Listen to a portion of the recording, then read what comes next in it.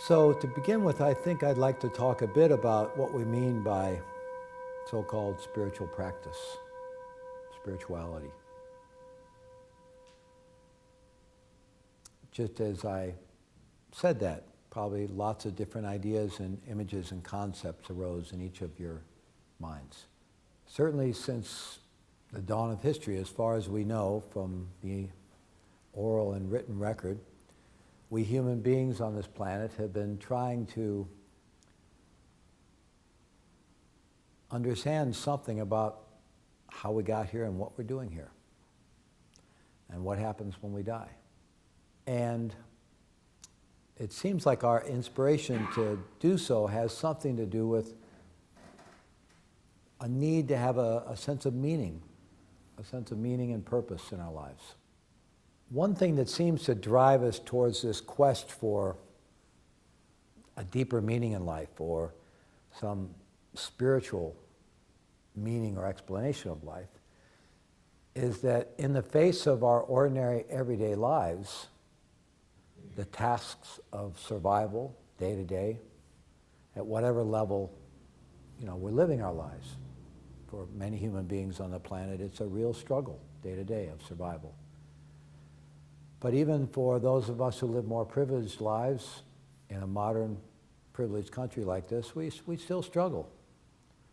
We're still struggling to be legit, to pay our bills, keep a license plate on our car, pay our taxes, take care of our family responsibilities. It's a lot, and we struggle with it. And often in the face of that, we look at all that, the kinds of things that fill up our days and our time, and we go, is that it?